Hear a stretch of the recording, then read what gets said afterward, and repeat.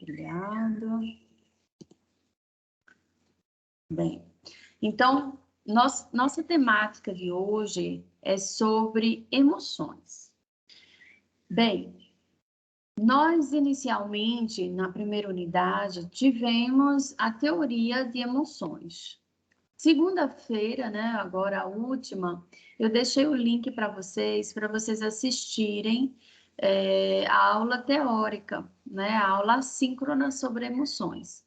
E hoje eu estou trazendo para vocês aqui, ó, uma formulação prática. Olha só que bacana. Isso aqui é um tipo de emoção feita, certo? Que é essa daqui que eu vou apresentar para vocês como prática e como a gente começa a estudar para fazer esse design de formulação sobre emoções. Então, vou apresentar aqui a tela para vocês. Deixa eu tirar aqui.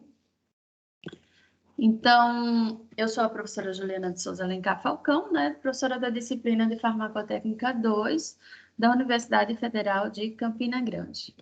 Bem, trago para vocês novamente a definição do que é emoção. Por quê? É importante que a cada forma farmacêutica que a gente vem estudar, a gente estude conceitos, né? É o primeiro passo para você poder entrar na prática, para você ter uma visão diferenciada, é você conceituar tudo, sabe? É como uma criança pequena, né? O que é isso? O que é isso? O que é isso? Então, sempre perguntando o que é. E nessa forma que vocês estão estudando, que é o design de formulação através do design thinking, né, que é o desenho do pensamento, a primeira pergunta que a gente faz, que é baseada no método Canvas, que é, a gente faz a primeira pergunta, o que é isso? Né? O que é? Se você olhar isso aqui, esse produto, aí você vai perguntar, o que é esse produto que você está fazendo? Aí eu vou dizer a vocês, isso é uma emoção, gente. Né? Para muitos, vai dizer emoção, né? Nada é uma emoção, né? Então, uma emoção é um sistema heterogêneo, né? Ela pode estar na sua forma líquida, pode estar na sua forma semissólida, tá certo? Mas que, na verdade, esse sistema heterogêneo, que aqui, assim, a olho nu, a gente vê uma só fase, né? Mas se a gente olhar aqui no microscópio, nós temos duas fases que elas não conseguem se interagir, assim, sozinhas. Elas precisam de um surfactante. Então, por isso que a gente chama de sistema heterogêneo, que é constituído de um líquido, né, disseminado no seio de outro líquido, que eles não se misturam, que a gente chama que é immiscível. Immiscível é quando não se mistura. Então, eu tenho um líquido aqui com uma menor quantidade e outro líquido com uma maior quantidade. E ele está dentro de um outro, né? Um dentro do outro. Mas como é que eu consigo fazer isso? Colocar um dentro do outro? Através de outro componente, que a gente chama de surfactante. Esse surfactante, ele vai diminuir a tensão superficial desses dois líquidos que não se misturam. Então, ele tende a aproximar um e outro. Por quê? Por definição, né, o surfactante é uma estrutura molecular que tem propriedade polar e apolar, né? Então, a gente diz, tem uma cabeça polar e uma cauda apolar, né? Então, devido a essa estrutura química do surfactante, posso até aqui abrir um artigo bem simplesinho aqui para vocês, mas é bacana esse artigo. Deixa eu ver se eu abro aqui rapidinho, deixa eu ver se é esse. Não, eu tenho alguns livros aqui, algumas referências sobre surfactantes, e eu vou colocar, inclusive, lá no Google Sala de Aula para vocês irem estudando, tá? Aqui, ó. Esse artigo aqui é muito bacaninha, sabe?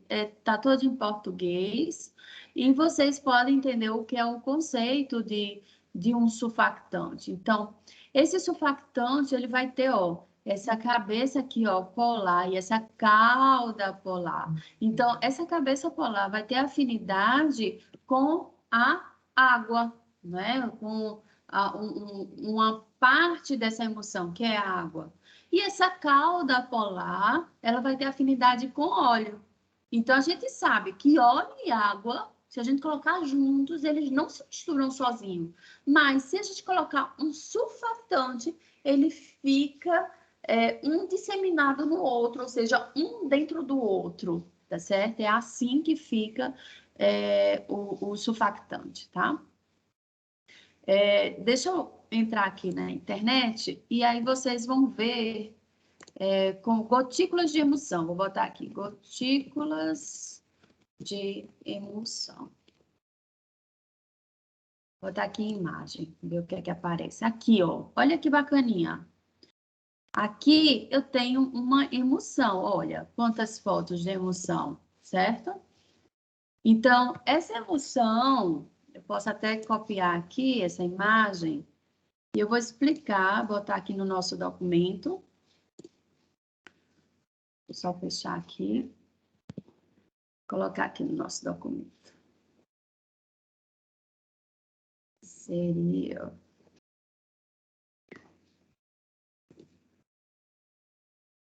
Vai ficar maior, tá? Vocês verem.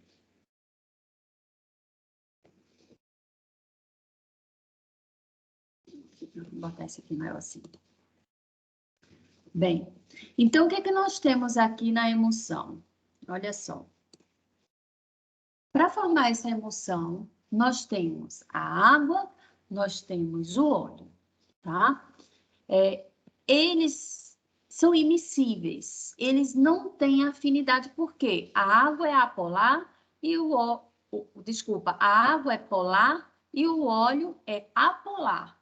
Então, eles têm características de solubilidade diferentes. A água é hidrofílica, ou seja, né, tem a característica de mais com EHL, equilíbrio hidrófilo e lipófilo alto, e o óleo tem característica lipofílica, tá certo? Então, eles se repelem, não se misturam, não se identificam. Aí eu venho com um terceiro componente, que é o agente emulsificante, tá certo? E esse agente emulsificante é que vai dar o equilíbrio e vai fazer com que eles se aproximem, né? Porque ele tem a característica tanto de um e a característica do outro. Vamos dizer que ele é aquele componente que é o amiguinho, tá certo? E esse amiguinho, ele faz com que se aproximem, né, um do outro. E aí começa a estabilizar, né, essa mistura da água com o óleo. E aqui a gente representa um triângulo equilátero. Por quê? Porque a gente está em busca do equilíbrio. E isso aqui é a magia de se fazer uma emulsão, tá? Essa emulsão, a gente pode ter vários tipos de emulsões aqui. Porque a emulsão, a gente pode ter uma macroemoção, né, que a gente chama emoções clássicas, que é justamente essa, tá? Isso aqui é uma emoção clássica. Dentro dessa emoção clássica, eu posso trabalhar a viscosidade dela. Aqui eu tenho um estado de loção.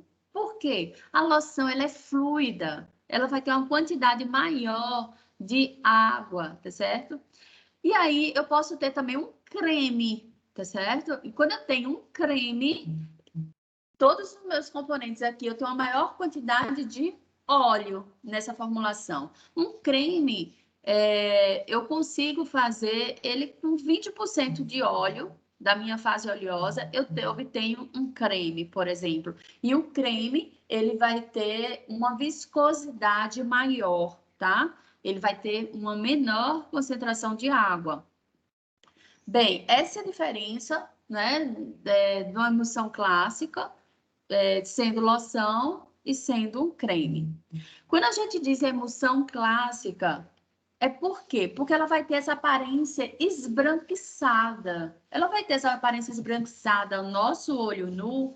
Por quê? Porque essas gotículas que são formadas aqui, ó, que eu acabei de pegar essa imagem da internet, Elas são gotículas com um tamanho maior de 400 nanômetros, né? Aqui, essa emulsão mesmo, a gente está vendo gotículas de tamanho variado, tá certo? Então, quando a gente tem essas gotículas de tamanho variado, então, talvez essa formulação não seja tão estável assim, né? Isso é uma desvantagem na análise dessa imagem. Então, aqui, essa imagem, ela é obtida o quê? De um microscópio óptico, né? Esses microscópios que vocês utilizam na aula de parasitologia. A gente pode também pegar uma amostra, uma gotícula de uma formulação que a gente fez, coloca numa lâmina e analisa no microscópio.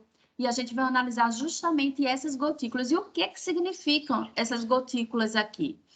Se eu tenho uma emulsão clássica, que minhas gotículas são do tamanho maior do que 400 nanômetros, o que é que eu tenho aqui? Eu posso ter uma emulsão óleo em água, tá? E o que significa óleo em água? Eu estou dizendo que o óleo está dentro da água. Então, se ela está dentro da água, quer dizer que meu óleo está dentro da gotícula. E minha água está fora da gotícula, tá certo? E esse filme pretinho aqui, professor, o que eu tô vendo, o que é que é? Esse filme pretinho aqui que você tá vendo é o surfactante. Ele é o que está fazendo esse óleo ficar disseminado na água. Esse óleo está na sua fase interna e a água está na sua fase externa. Né? Então, o óleo é o disperso e a fase externa é o dispersante, que é a água, tá certo? E aí, outra característica quando a gente analisa no microscópio, né, que a gente vai ver a qualidade dessa emulsão, além de a gente avaliar a homogeneidade do tamanho dessas gotículas, tá? Que para elas serem cada vez mais estáveis, essa formulação ela não se quebrar, né? Eu tenho que ter gotículas do tamanho uniforme. Então, aqui nessa imagem, por exemplo, eu não tenho gotículas de tamanho uniforme. Mas essas gotículas, mesmo não estando do tamanho uniforme, professor, eu posso só com esse resultado classificar se é estável ou se é instável? Não. Eu tenho mais avaliações aqui que eu preciso fazer. E eu que preciso fazer isso também com o tempo, tá? E com condições de aquecimento, de esfriamento, que é o estudo de estabilidade que a gente faz. O que é que a gente analisa aqui também? A gente analisa a espessura desse filme, tá certo? Aqui, quando essa espessura do filme ela tá espessa, tá? Então, eu tenho uma gotícula mais resistente, certo? Então, isso é muito bom, tá? Porque ela vai dar uma maior estabilidade. Agora, se essa, por exemplo, eu vi aqui uma imagem na internet, aqui, ó. Cadê? Deixa eu voltar. Aqui, ó. Olha essa. Olha essa outra imagem aqui. Eu vou pegar essa daqui e botar lá no nosso slide.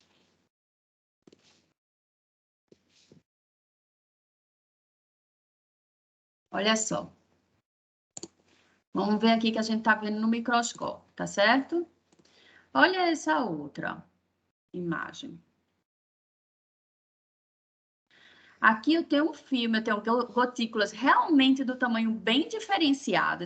Essa segunda tá ótima para vocês analisarem. E o meu filme, ele tá bem fino. O que é que pode acontecer aqui, né?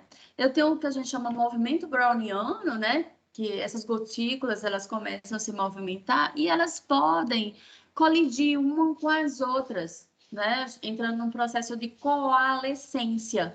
E aqui, olha, nessa imagem, não sei se aqui ele vai, estou vendo aqui o cursor bem. Aqui nessa imagem, ó, vocês estão vendo aqui na minha setinha, que aqui eu estou com o processo de coalescência da gotícula. Então, por que uma gotícula do tamanho menor, ela acabou ficando do tamanho enorme como essa aqui, tá? Porque elas começaram a colidir, e aqui eu começo a observar que o meu filme tá tão fino, que ele se rompe. E quando começa a se romper, o meu óleo já está começando a ser liberado, né, do meu sistema de tensoativo, tá certo? E com isso, o que é que acontece? Essa já a segunda emulsão aqui, essa imagem, eu já começo a classificar aqui, eu já posso dizer que o meu sistema está instável, tá certo? Aqui eu não vou durar muito tempo. O que é que acontece com essa formulação?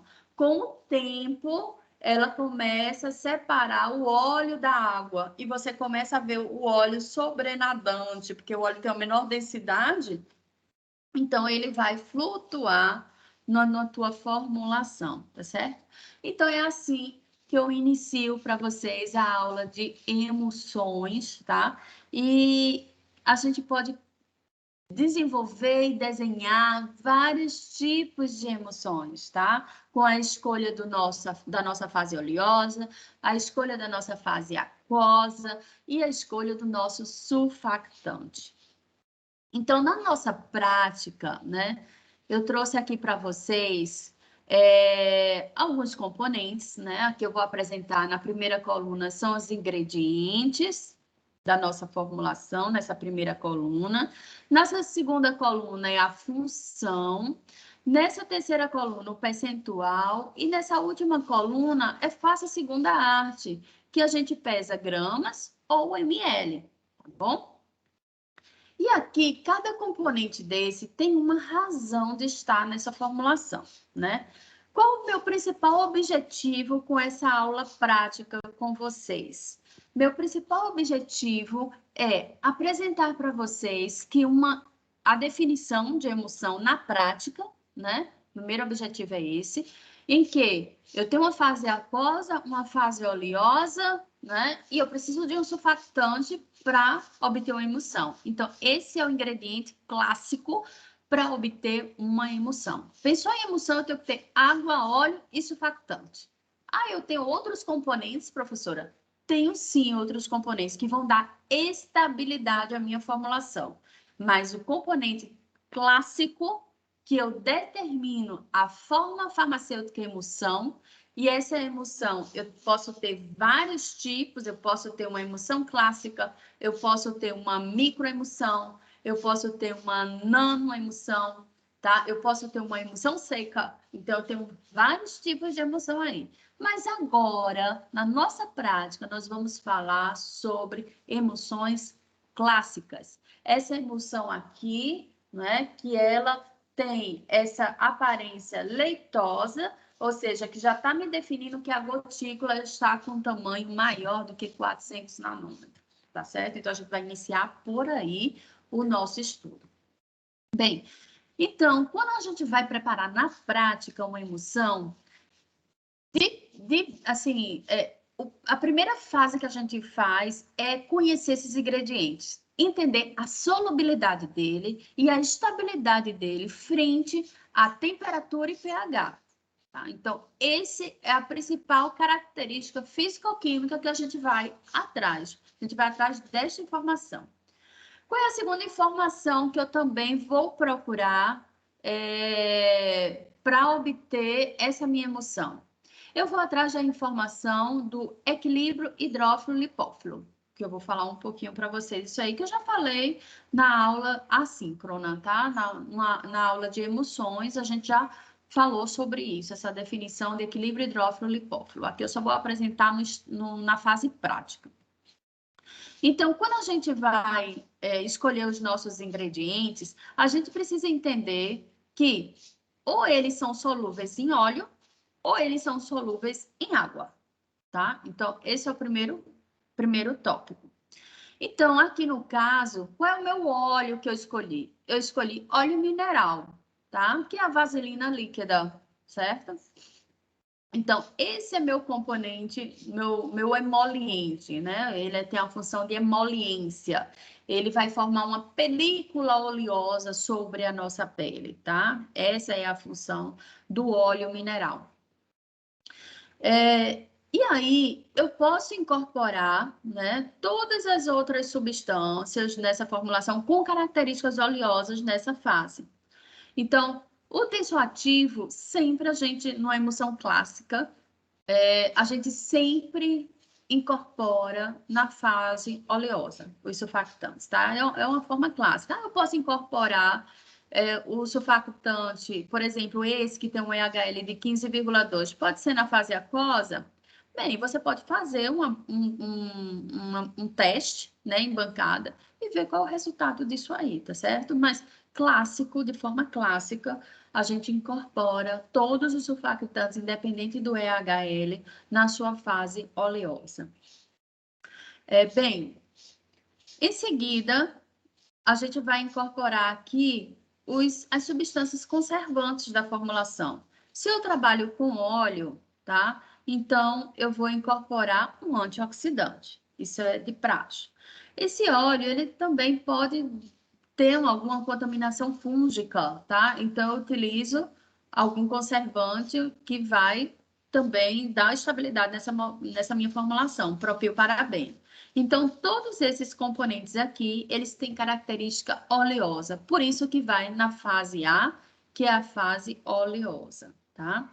Então, eu estou utilizando o óleo mineral a 12%, estou utilizando os dois surfactantes a 25%, estou utilizando o butil hidroxitolueno, que a gente chama de BHT, a 0,1%, e o propilparabeno, que comercialmente a gente chama de nipazol, a 0,05%. Ah, professora, como é que a senhora conseguiu essas concentrações? Essas concentrações, a gente vai atrás da fundamentação teórica, né? A gente pode pesquisar no Guia Prático de Farmácia Magistral, a gente pode pesquisar no periódicos CAPES, né? Através do banco de artigos científicos. A gente pode pesquisar nas patentes, né? Então, a gente utiliza essas palavras-chave, né? E vai fundamentar e vai justificar por que eu estou utilizando essa concentração aqui na minha formulação, tá certo? É assim que a gente faz. Professores, se não der certo essa formulação, eu posso ajustar? Pode. Você está na fase do desenho da formulação. Então, esse desenho da formulação, a gente está na fase de fazer uma primeira proposta, tá certo?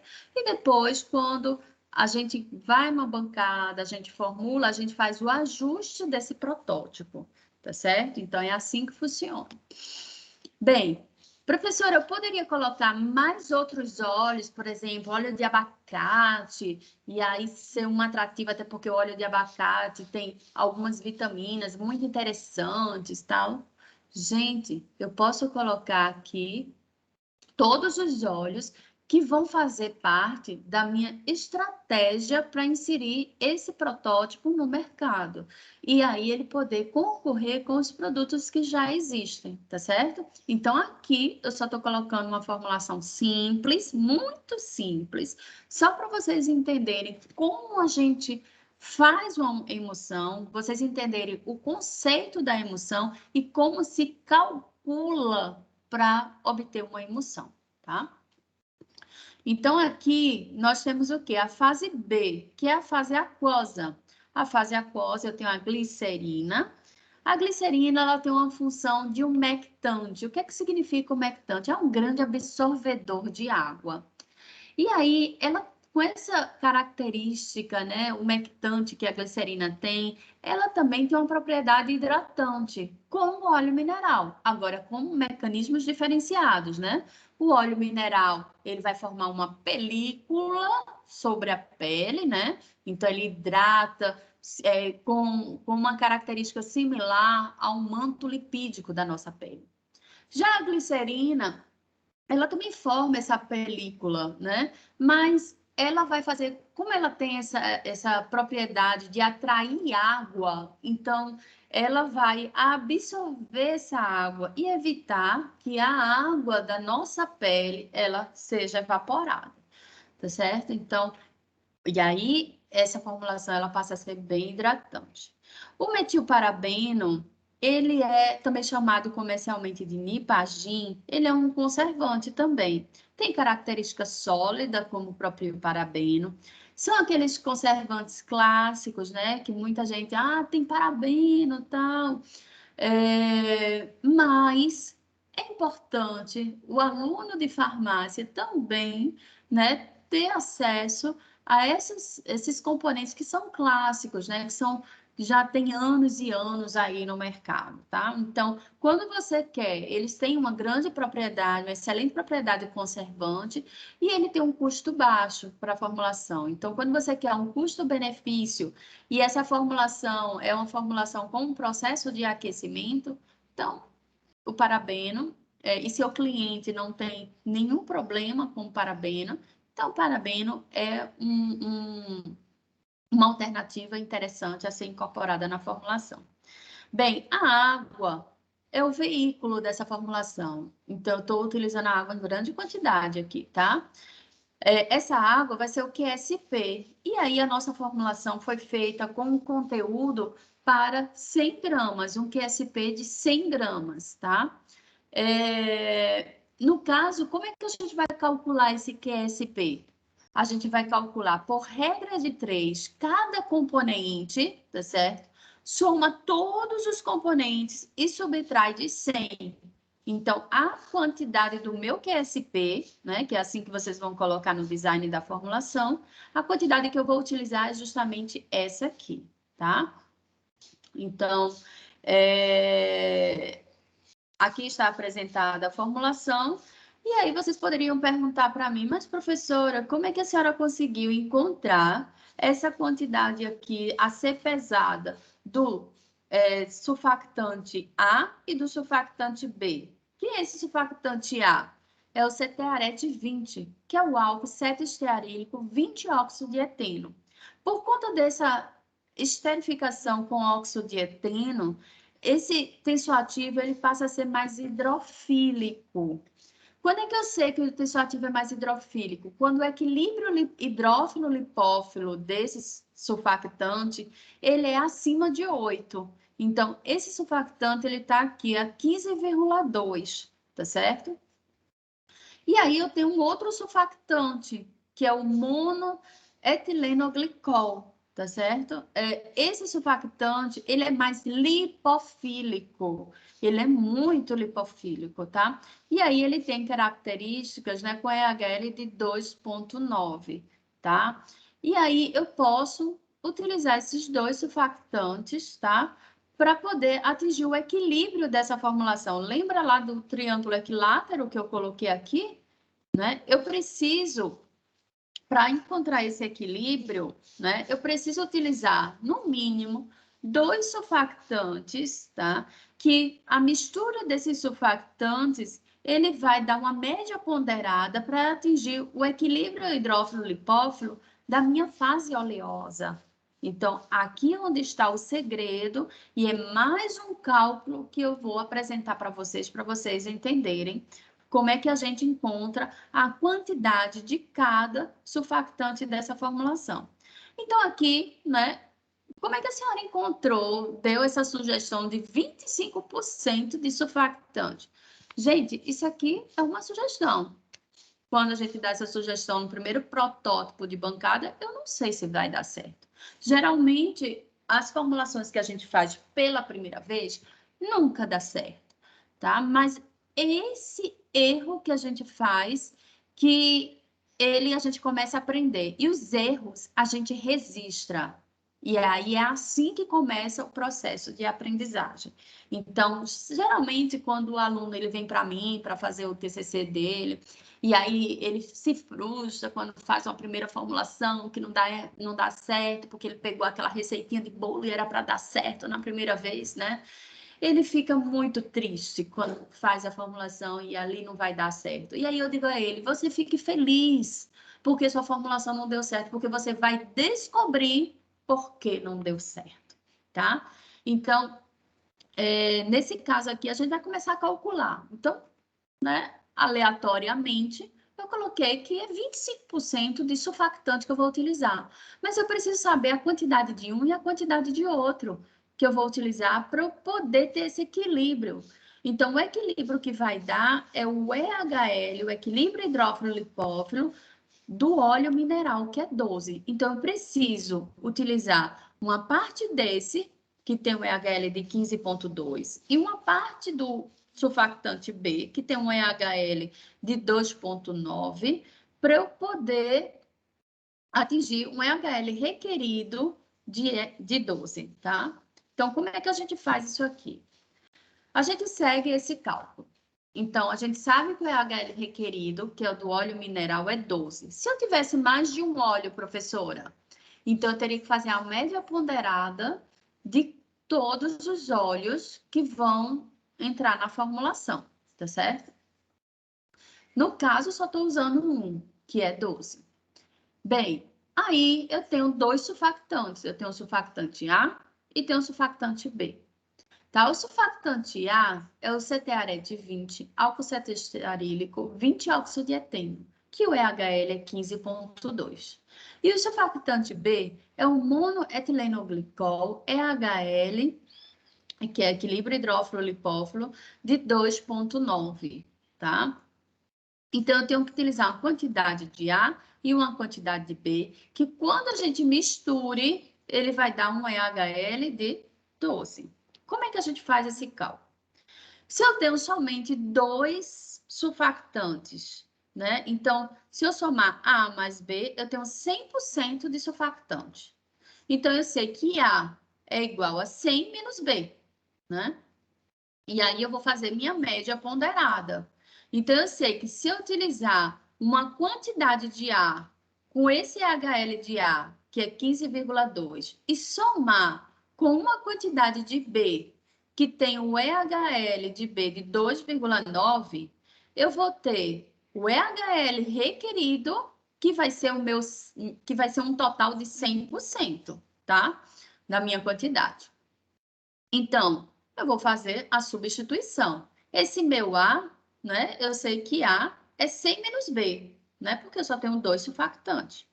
Então, 15,2 vezes 100 menos B, mais 2,9B, que é igual, né, ao meu EHL requerido, 12 vezes 100, né, que dá 1.200.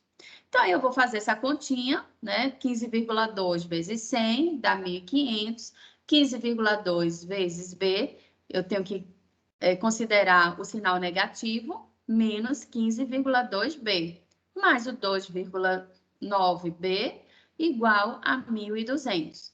Então, fazendo essa continha aqui, né, de menos 15,2B mais 2,9B, eu vou ter 13, né, 13B, que é igual, e aí só subtraindo aqui, eu vou ter 300, né? Claro que aqui vai ficar negativo e aqui vai ficar negativo. Então, eu posso colocar tudo na forma positiva.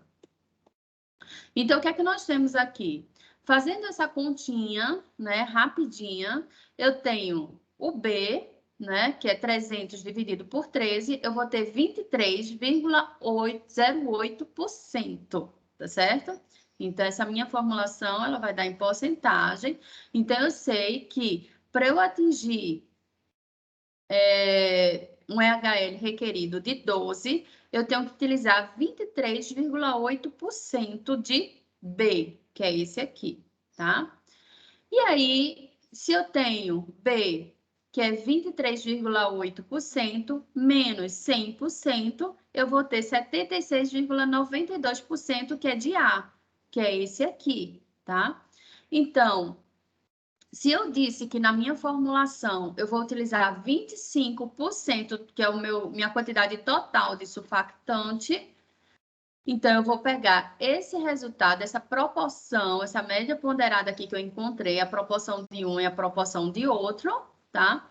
Multiplico por 25 e eu vou saber a quantidade de cada surfactante que eu vou utilizar na minha formulação.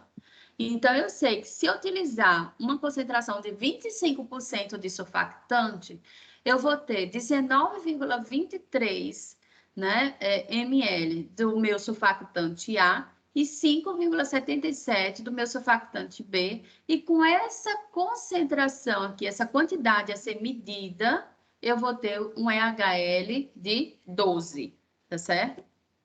Então, é assim que eu faço. Aí, eu vou jogar isso aqui no meu diagrama ternário, tá certo? Que eu já falei isso aqui na aula teórica para vocês, na aula assíncrona. Bem, o que significa esse diagrama ternário? Eu falei para vocês que para a gente obter uma emulsão, eu preciso ter o equilíbrio da água com o óleo. E esse equilíbrio, quem vai proporcionar é o emulsificante. Então, eu estou dizendo aqui que meu óleo eu vou utilizar 12%, tá certo? Eu vou utilizar 25% do meu surfactante, então, se eu subtraio isso, é 63%. Aí vocês poderiam perguntar, professora, mas a senhora disse que a água vai utilizar 52%. Bem, quando a gente está iniciando esse desenho da emulsão, a gente não acrescenta o BHT, o propilparabeno, a glicerina, o metilparabeno, a gente não adiciona nada disso. A gente passa primeiro a conhecer o equilíbrio entre óleo, água e o surfactante. Depois que a gente conhece esse equilíbrio, tá? A gente adiciona esses outros componentes. E aí a gente tem uma margem, tá? Desse equilíbrio, tá? Que aí a gente vai subtraindo do veículo, certo? Então, voltando aqui no nosso diagrama ternário, eu tenho o óleo, a água e o surfactante. Cada um eu coloco num extremo do triângulo equilátero, tá? Então, nesse extremo aqui eu tenho 100% de óleo, nesse extremo eu tenho 100% de emulsificante, nesse extremo eu tenho 100% de água. Se eu for visualizar somente esse óleo, tá? Se nessa pontinha eu tenho 100%, eu vou traçar uma linha imaginária na mediana desse triângulo, tá? E no meu lado oposto dessa minha concentração de 100% de óleo, nesse meu lado oposto aqui, eu tenho 0% de óleo, tá certo? Então, eu vou fazer isso, a mesma coisa para o emulsificante, aqui é 100%, o lado oposto dele é 0%. Na água, aqui é 100%, meu lado oposto é 0%. Então, esse é o primeiro passo. O meu segundo passo é medir essa mediana. Então, isso aqui eu faço, né? Antigamente se fazia no papel milimetrado, né? Hoje a gente tem plataformas que fazem isso aqui para a gente, tá? Digitais. Então, eu vou traçar isso aqui, tá? Vou medir com uma régua. Eu utilizo uma régua. Se eu for utilizar um papel milimetrado, na forma de antigamente, eu vou medir e aí ele vai dar o quê? Uns 5 centímetros, certo? E aqui eu tenho 5 centímetros. Então, se eu fosse utilizar só óleo, 100% de óleo, então eu teria esse ponto aqui, tá? Nesse diagrama ternário para encontrar o equilíbrio, que daria 5 centímetros, tá certo? Só que eu estou utilizando 12%, né? Nessa minha proporção de óleo. Então, 12%, quanto é que vai ser? Que ponto vai estar meu óleo? Aí eu vou olhar, se 5 centímetros é 100%, 12% são quantos centímetros? Aí a gente faz aquela regrinha de 3, né? 12 vezes 5 dá 60, né? Dividido por 100, que é o 100%, dá 0,6. E aí eu tenho minha medida aqui, que é a minha medida de óleo. Aí eu marco esse pontinho. Ou seja, todo esse ponto aqui, se eu traçar uma paralela aqui, todos esses pontos aqui, né, dessa paralela, certo? Aqui, ó, que é esse tracinho aqui amarelo, todos esses pontos eu tenho 12% de óleo, tá? Todos eles. Aí, eu vou trabalhar agora o surfactante, tá certo? Esse surfactante aqui, eu estou dizendo que eu tenho 25% desse surfactante na minha formulação.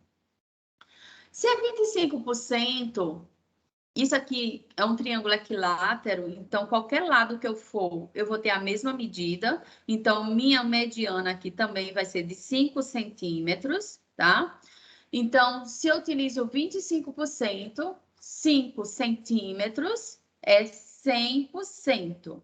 25% seriam quantos centímetros, né? Então, eu tenho 25, eu tenho 25 vezes 5 dividido por 100.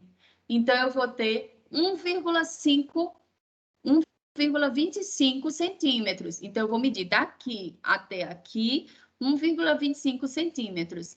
Então, toda essa linha que está em vermelho, essa paralela do lado oposto a 100% do meu emulsificante, tá certo? Eu tenho 25% de surfactante. Então, eu vou traçar essa paralela do surfactante, traçar essa paralela do meu óleo e vai ter um ponto que vai cruzar, né? Esse ponto aqui é a minha água, tá certo? Por quê? Porque se eu vou utilizar 63% de água, então 5 vezes 63 vai dar 315 dividido por 100, eu tenho 3,15. Então, eu vou medir do meu lado oposto da água, que é 0, 3,15 centímetros, tá certo? 3,15 centímetros dá justamente nesse ponto. Então, esse ponto aqui, né, é o ponto do meu diagrama ternário. Ou seja, o que é que eu estou apresentando aqui para vocês? Antes da gente ir para a bancada, a gente precisa entender o significado do conceito do que é emoção. Então, passei aqui para vocês, né? Emoção é uma dispersão em que eu tenho uma fase oleosa, uma fase aquosa, que elas não se misturam e que eu preciso incorporar um agente emulsificante nessa formulação para diminuir a tensão superficial, tá? Então, eu tenho esse conceito do que é emulsão. Aqui, a gente vai trabalhar numa região que vai formar uma emulsão clássica, né? Que é uma gotícula maior do que 400 nanômetros. Eu preciso escolher meus óleos. Eu vou utilizar um óleo, mais de um óleo. Qual é o EHL, o equilíbrio hidrófilo-lipófilo desse óleo, da mistura desses óleos, né? Então, aqui eu vou procurar o EHL requerido. Aí eu vou escolher meu surfactante. Esse surfactante, ele tem que ter, deixa eu voltar, um EHL maior do que 12 e um EHL menor do que 12, porque só assim eu consigo fazer uma média ponderada e conseguir encontrar, né, através do cálculo de EHL, quanto é que eu vou utilizar de cada surfactante. E eu escolho o meu surfactante. Essa escolha do meu surfactante, ele vai depender das características que eu quero dessa gotícula, a característica da estabilidade, a característica da administração, se ele é tóxico, ou se ele não é, tá certo? Então, eu vou fundamentar toda essa característica do surfactante. Por quê? Porque eu tenho vários tipos de surfactantes, tá certo? Então, se eu mostrar aqui para vocês, aqui nesse artigo que eu posso colocar lá no Google Sala de Aula, aqui, ó, nós temos surfactantes que eles são iônicos, os não iônicos e os anfóteros, tá certo? Aqui, ó, tá a fórmula, a estrutura molecular, né? A fórmula molecular dele, o nome dele. Então, aqui tá exemplos. Aqui, ó, características de surfactantes, que é o da lecitina, né? Que são os fosfolipídios, tá? E aí, cada surfactante desse, ó, surfactante catiônico, que eu utilizo muito em condicionador de cabelo. Então, cada surfactante desse tem uma propriedade de ser utilizado, tá certo? Então, como é que eu vou escolher isso aqui, gente? É lendo, é fundamentando, tá certo? Para você saber o que é que você vai escolher melhor para a sua proposta. Bem, uma vez feito essa escolha, né, de surfactante, feito o cálculo do EHL, então eu vou trabalhar no diagrama ternário, né? Isso aqui ainda é teoria, certo? Então, esse meu diagrama ternário, ele vai dar uma noção das proporções que eu coloco de cada componente desse. Aí eu vou para a bancada, tá? Esperar o resultado, o que é que vai dar dessa minha formulação. Então, eu estou trabalhando aqui somente nesse ponto. Professora, se eu mudar, eu permaneço a concentração do meu óleo, tá certo? Deixo fixa e eu altero a concentração do meu surfactante. Eu vou ficar nesse ponto? Não. Aí você vai modificando esse ponto. Por exemplo, se você diminuir a concentração do surfactante, você vai descer, você vai vir para esse ponto aqui, tá certo? Você desce no surfactante e vai aumentar na água, porque o óleo você deixou fixa. E aí você vai mapeando essa linha aqui do óleo, tá certo? Aí depois que você conheceu, professora, eu posso, por exemplo, mudar a concentração do óleo? Posso. Eu quero deixar ele mais viscoso, mais na forma de creme. Então, de vez de 12%, eu vou lá para 20%. Aí você vai mapeando para essa região aqui. E assim você vai conhecendo que tipo de emulsão você vai obtendo. Porque toda vez que você troca essas concentrações, você vai obtendo uma emulsão diferenciada, que você pode reduzir o tamanho da gotícula, você pode aumentar o tamanho da gotícula, você pode inverter as fases, de vez de óleo em água, ela passar a ser água em óleo, tá certo? Então, por isso que é tão bonito trabalhar com emulsões, porque você vai fazendo pilotos e conhecendo essas formulações. Então, dentro da nossa formulação, apresento aqui para vocês os ingredientes. Quando a gente começa a entrar nessa prática de manipular, primeiro, a asepsia da bancada, precisa estar tudo limpo, né? A gente já está ali com a nossa tabelinha de formulação, já fez todos os cálculos, já sabe o que é que vai usar de cada componente. A gente separa todas as vidrarias, né? Aí vai seguir para as pesagens. Cada componente, ele precisa estar com a sua identificação e após a pesagem você saber que componente é que você pesou, tá? Então você vê que existe uma organização da bancada, tá certo? Para você iniciar essa prática. E aqui eu apresento para vocês o videozinho com cada matéria-prima. Então, óleo mineral USP, álcool esтерênico etoxilado, né? O nosso segundo surfactante, certo? Todos esses componentes na fase oleosa, aí vem a fase aquosa com a glicerina. Nossa glicerina foi doada pelo Lafep, a gratidão, Lafep. Aí vem os outros componentes, que é o Nipagin e a água, tá bom?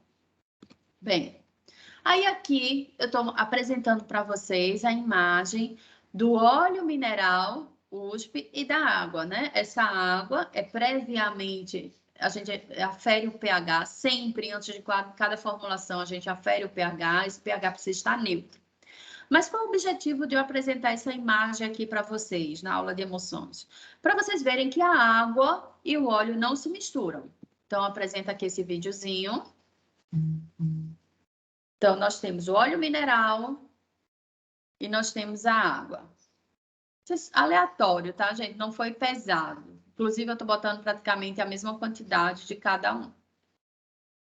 Mas é só para vocês observarem que não se misturou. Tá vendo? Então, quem é o óleo aqui? O óleo mineral, ela está nessa fase superior e a água está na fase inferior. Por quê? Porque o óleo tem uma menor densidade do que comparado à água. Tá? E aqui já é a formulação final, que é essa daqui, tá certo? É a formulação final da nossa preparação. Aí vamos lá. Estou apresentando aqui o vídeo, apresentando primeiro a fase aquosa. Por que eu preparo primeiro a fase aquosa? Porque a fase aquosa a gente vai levar ao aquecimento, certo? E a fase aquosa sempre demora mais para aquecer. Então, primeiro eu preparo essa fase aquosa, pego todos os meus ingredientes que fazem parte da fase aquosa, que nesse caso foi a fase B, e coloco esses ingredientes em um becker, tá? E levo para o meu aquecimento. Vou homogeneizar, tá? Nesse caso, existe um segredinho aqui. Meu conservante, que é o metilparabeno, vocês podem ver aqui, ó, o metilparabeno, vai focar. Ele não solubiliza na água, né, com temperaturas baixas. Então, um segredo do metilparabeno. Existem duas formas para solubilizá-lo. Ou em aquecimento, tá? E eu levo para o meu aquecimento. Aqui vocês podem observar, né, partículas do metilparabeno, tá? Então, a água ainda está fria. Ele vai solubilizar com uma temperatura mais ou menos de 75 graus Celsius. Ah, professora, mas se eu utilizar um processo de emulsificação a frio, tá? E eu quiser utilizar o metilparabeno, eu vou ter que utilizar um QS muito pouco de etanol. Mas é muito pouco mesmo, somente a quantidade suficiente para solubilizar o Nipagin. E por que muito pouco? Porque geralmente o etanol são incompatíveis com os surfactantes, tá? E ele pode vir a quebrar a essa formulação. Então, nesse caso, se você for utilizar um QS de etanol, você tem que pensar na escolha do surfactante menos incompatível com o etanol. Bem, aí em seguida eu vou para a minha fase B, né? Enquanto eu deixo lá a fase aquosa em aquecimento, eu vou pegar todos os meus ingredientes da fase B e incorporar verter no becker. Então, eu coloquei o óleo mineral, o álcool silado, apresento para vocês o álcool cetoestearílico, tá?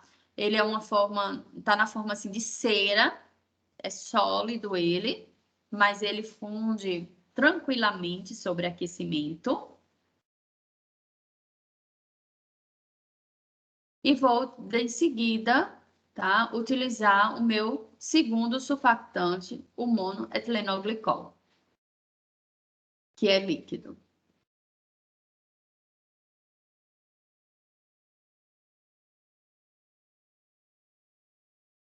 E em seguida, os meus estabilizantes da formulação, que é o BHT, que é o antioxidante,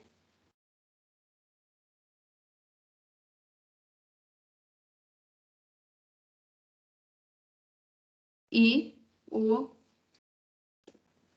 nipazol, que é o propilparabeno. Aí eu levo ao aquecimento. Então, quando a água chega a 60 graus Celsius, eu coloco a minha fase oleosa para aquecer.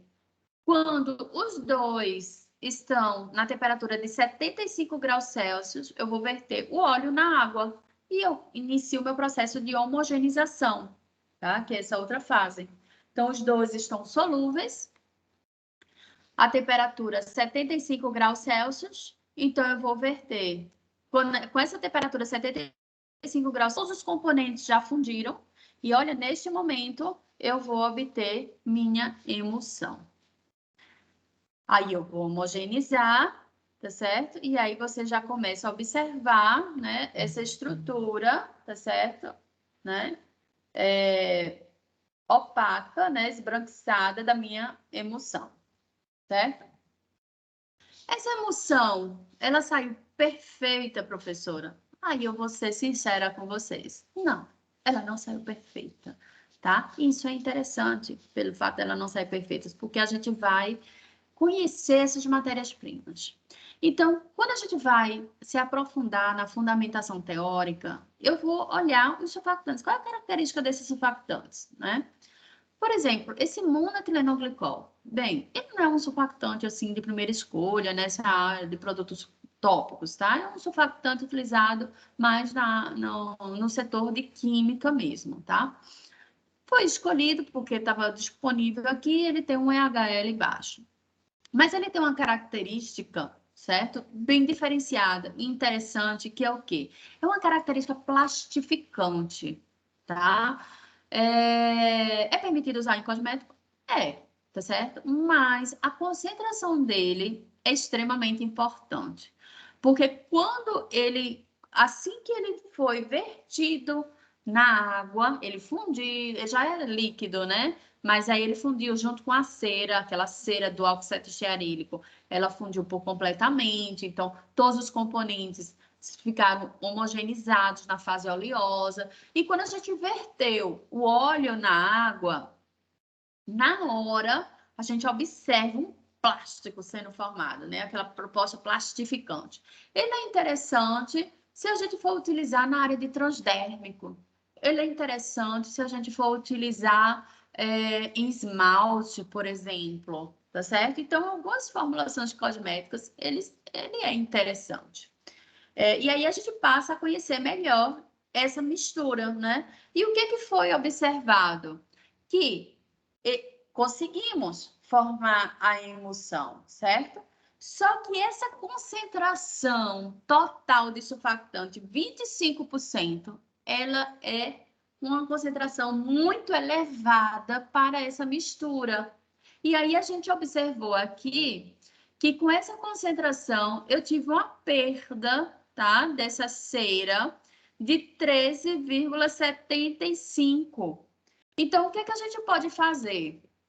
Depois eu volto aqui. O que que a gente pode fazer? A gente pode reduzir essa concentração de surfactante, né? Ah, qual é a sugestão, professora, que a gente pode reduzir? Se ele conseguiu formar essa emulsão aqui, tá certo? Utilizando 25%, a gente conseguiu formar essa emulsão, mas a gente teve uma perda de 13,75, vamos dizer 14, vamos colocar, arredondar esse número, 14. Então, a gente pega 25 menos 14. Então, numa próxima formulação, de vez de a gente colocar 25% como está aqui, a gente reduz para 11%. Deixa fixo esse óleo e aí a gente joga esses 14%, né, na água, e a gente aumenta a quantidade de água, tá? Vai ficar mais fluida, professora, essa formulação? Vai ficar mais fluida, vai. Pode ser que não forme emoção? Pode ser que não forme emoção. Não sei, eu vou aprender isso na bancada, na prática. E se, professor, eu quiser deixar essa emoção, né, com uma textura mais viscosa, qual é outra alternativa que eu posso fazer? Aí eu tenho auxílio de outro componente que não está presente nessa formulação, que é o agente de viscosidade, que é o meu espessante, que a gente teve a aula de gel, entendeu? Então, eu vou fazer o recurso de um polímero, tá? E eu posso fazer aqui um gel creme. E com a malha desse gel formada, eu dou mais estabilidade a essas minhas gotículas. Né? Então, essas gotículas que vocês viram no início, que a gente colocou aqui, ó, nessa imagem aqui no início, ela vai estar dentro de uma malha, tá certo? Ela vai estar dentro de uma malha e esse movimento dessas gotículas, eles vão estar mais aprisionados, tá certo? E aí, eles vão ter mais estabilidade na minha formulação e eu consigo aumentar também a viscosidade do meu sistema, podendo fazer um gel creme, tá? Então, gente, uma emulsão, o que é que a gente, para a gente finalizar, o que é que a gente pode obter? Trabalhando com essa diferença de concentrações, eu posso ter diversos tipos de emoções, né? Quem apresentou essa teoria, né, foi o Winson, tá? Que é o autor dessa imagem aqui. E aí ele apresentou que eu posso ter o Winson 1, o Winson 2, que é esse C, o Winson 3, que é o B, tá certo? A emulsão clássica, que é essa aqui que a gente teve, a emulsão clássica, com gotículas de tamanho maior do que 400 nanômetros, e fica essa característica esbranquiçada. E as microemulsões, que parecem uma solução, mas a gotícula é tão pequena, que o efeito da luz, que a gente chama efeito Tyndall, não é desviada, essa luz não é desviada, porque a gotícula é muito pequenininha. E aí ela dá uma emulsão muito estável, tá? E transparente. O que é que eu tenho aqui no Winson 1? Né? Quando eu termino esses pilotos, né? Que eu faço essa projeção no diagrama ternário, e aqui eu vou mapeando, como eu mostrei aqui para vocês, né? Aqui no diagrama ternário, eu vou mapeando esse triângulo equilátero, tá certo? Então, eu posso utilizar essa concentração aqui, eu posso utilizar aqui, eu posso mexer na minha concentração de óleo, aumentar, vir para cá, por exemplo, tá certo? Então, eu vou trabalhando nas regiões do diagrama ternário. E se eu, por exemplo, aumento essa concentração de óleo, eu posso vir a ter um excesso de óleo, que aí eu chamo de Winson 1. O que é o Winson 1? Eu tenho um excesso de óleo, né, em equilíbrio com o meu emulsionante. Quando acontece isso, o que é que eu faço? Eu vou reduzir minha fase oleosa. Eu sei que aqui eu estou com ele demais. Então, eu reduzo minha fase oleosa e aí eu vou ver se eu vou colocar isso aí no meu surfactante ou na minha água, essa redução, tá certo? No meu INSO2, que é esse C, eu tenho o quê? Um excesso de água. Por que eu sei que é água aqui? Porque a densidade da água ela é maior do que meu sistema emulsionado, não é? Então, eu tenho um excesso de água, então eu vou precisar diminuir minha fase aquosa quando eu tenho esse sistema C. No meu sistema B, é o INSO3, o que é que eu tenho aqui, né? É o pior de ser equilibrado, vamos dizer assim, é a emulsão mais instável que eu tenho. Porque eu tenho um excesso de óleo, eu tenho um excesso de água em equilíbrio com o meu sistema emulsionado. Então, o que é que eu preciso fazer aqui? Aumentar meu surfactante, né? Então, eu vou ter que reduzir o óleo, ter que reduzir a água e aumentar no surfactante para eu poder chegar em um sistema como esse D ou E, que é o equilíbrio da minha emoção. Eu tenho essa emoção equilibrada. Então, aqui eu tenho uma emoção clássica e aqui eu tenho uma microemoção. Bem, gente, o que é que a gente pode fazer? Eu tenho mais uma aula prática aqui com vocês. E o que é que a gente pode fazer nessa próxima aula prática? Eu posso trabalhar ainda mais com essa formulação, né? Eu posso reduzir a quantidade de surfactante, posso colocar aqui um polímero para fazer um gel creme e trazer isso aqui para vocês e vocês verem como a gente começa a trabalhar com a segunda fase dessa capacitação que a gente tem, né? Que é lapidando esse segundo diamante, né? Que vocês são esses diamantes que eu estou capacitando vocês, né?